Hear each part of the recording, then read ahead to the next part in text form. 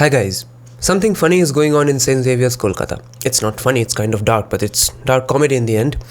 St. Xavier's, Kolkata, one of the premier institutions in the world, in at least India, and founded in the name of St. Francis Xavier, who probably brought the Spanish Inquisition to India, who were responsible for torturing and killing and force converting countless Jews and Hindus in the entire Indian subcontinent. That St. Xavier's, Kolkata has always had a strict dress code policy, but somehow leftists or no one else has really ever complained about it in public, calling them Christian fascist or something.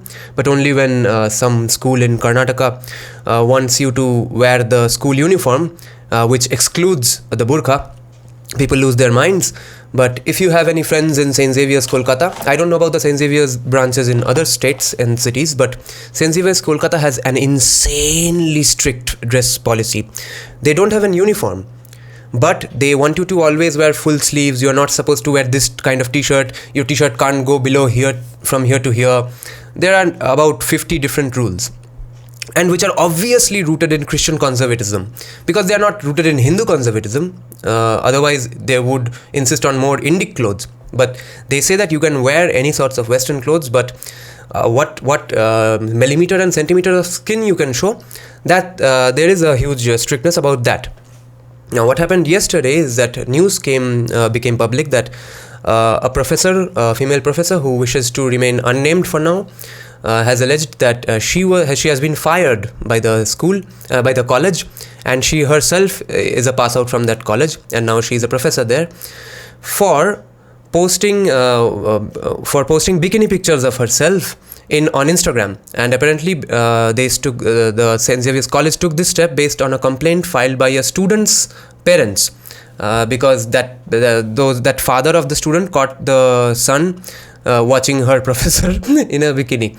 Now, first of all, I absolutely support her right to wear a bikini whenever she wants. Just because she's a professor does not mean she can't wear a swimsuit if she's swimming actually in a swimming pool, and doesn't mean she can't take pictures, and doesn't mean she can't be side hustling as a model, because it does not have to be sexual in nature. She is a professor, and she I'm sure does not want to be sexualized in a way that her students find her sexually attractive. This entire notion of women's skin becoming automatically sexual absolutely has happened after Abrahamic colonization and invasions of India.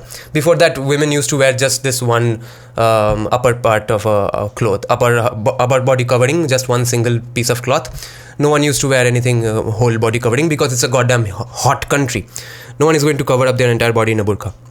Now, remember in 500 BC, when Valmiki is writing the Ramayana, he writes that Jayanta, the crow, sat on Sita's breast. And in 1574, Tulsidas writes in his Ramayana that Jayanta the crow sat on Sita's feet, because by then the social mores had changed, and everyone was worried that Sita's breasts would be such a gigantic and offensive word.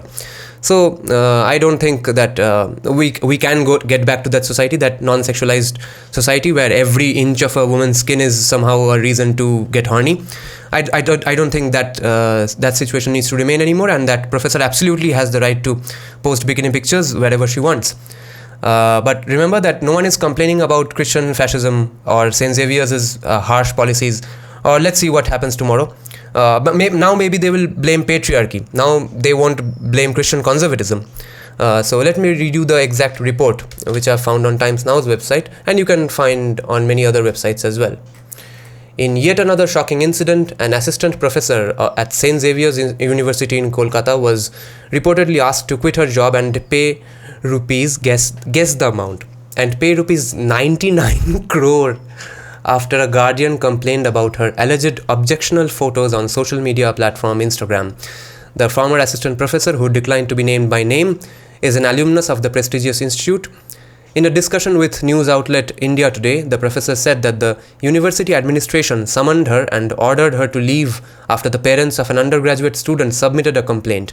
They thought her Instagram post was objective, she further stated. As per the professor, she was reportedly forced to appear before a committee comprised of the university's registrar and the vice-chancellor, Father Felix Raj. The professor said that at the meeting, the complaint letter was read aloud to her and she was compelled to resign. She stepped down in the final week of October 2021. As per several media reports, the complaint letter read, "Recently, I was appalled to find my son looking at some pictures of Professor where she has exposed in a sexually explicit way, causing deliberate public exposure. To look at a teacher dressed in her undergarments and uploading pictures on social media is utterly shameful for me as a parent, since I have tried to shield my son from this kind of gross indecency and objectification of the female body." Oh, stupid fuck. "It is obscene, vulgar and improper for an 18-year-old student to see his professor dressed in scanty clothes exhibiting her body on a public platform, as if there's some other age to sexualize your professor.